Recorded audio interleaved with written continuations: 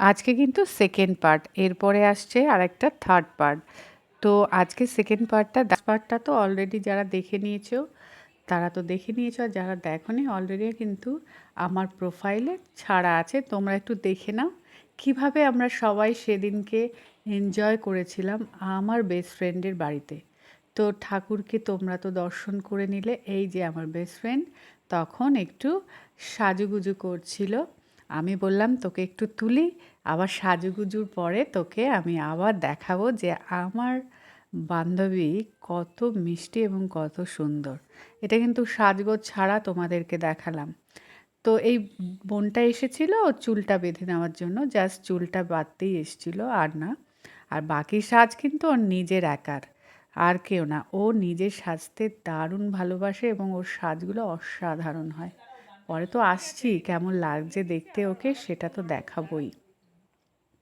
আর এই যে হচ্ছে ওই আমার বান্ধবীর ছোট ছেলে, ভীষণ সুইট, ভীষণ মিষ্টি আর ভীষণ স্মার্ট। এই গানটাও কিন্তু অলরেডি আমি পোস্ট করেছি রিলসে। তোর গানটা ভীষণ সুন্দর গেয়েছিল আমাদের সোনা বাবা। তো এটা হচ্ছে আমার বান্ধবীর ছোট ছেলে। তো একদম আমরা যখনই দেখি আমি বলি তোর মুখটা পুরো বসিয়ে দিয়েছে, দেখ মুখ, হাসি পুরোটাই আমার বান্ধবীর একদম জেরক্স বলতে পারো।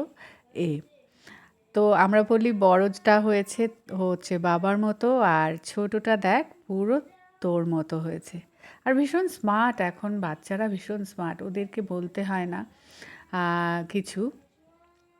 তো মা তো সমানে তাকাচ্ছে, আর আমি যেহেতু ভিডিও তুলছিলাম আমার দিকেই ওর ফোকাসটা ছিল, ও জানে আমি ক্যামেরাতে এটা তুলছি সেই কারণে। আর ভীষণ স্মার্টলি গানটা করেছিল, প্রথম দিকে একটুখানি এরম করছিল কিন্তু পরের দিকে গানটা খুব সুন্দর গেয়েছে, নিজে নিজে বাজিয়ে তাল দিয়ে।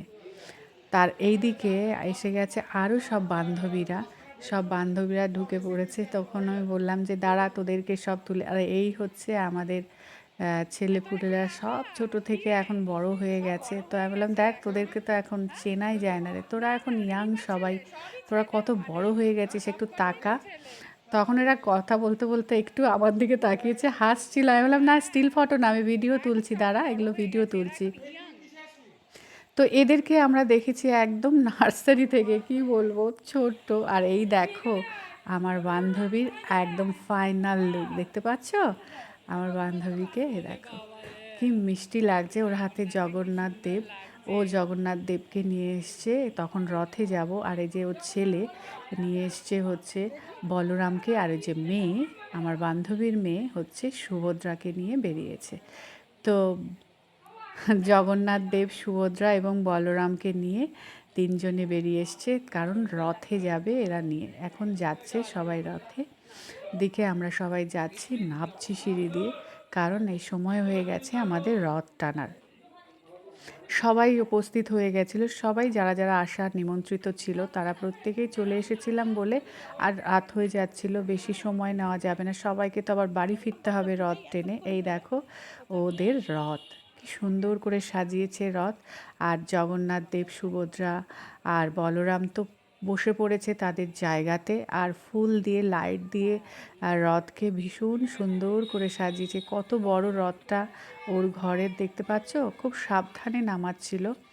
তখন আমি ভিডিও করছি আর আমাদের যাত্রা শুরু হয়েছে, তখন আমরা স্টার্ট করে দিয়েছি রথযাত্রা, বেরোচ্ছে তখন সবে বাড়ি থেকে। সেই মুহূর্তে আমি কিছুটা তুলে রেখেছি, আরও ভিডিও আছে অবশ্যই সেগুলো দেখাবো। সব ছেলেরা আমাদের টানছে, দিদিরা, বান্ধবীরা, সব বাচ্চারা সবাই মিলে রথ টানছে, জগন্নাথ দেবের নাম করতে করতে আমরা রথ নিয়ে বাইরে বেরিয়ে এসেছি সবাই রাস্তায়, সবাই মিলে খুব খুব মজা করতে করতে রথ টেনেছি, খুব মজা হয়েছে, খুব মানে আনন্দ করি আমরা, যতবারই রথের আমরা আসি ততবারই আমরা খুব এনজয় করি।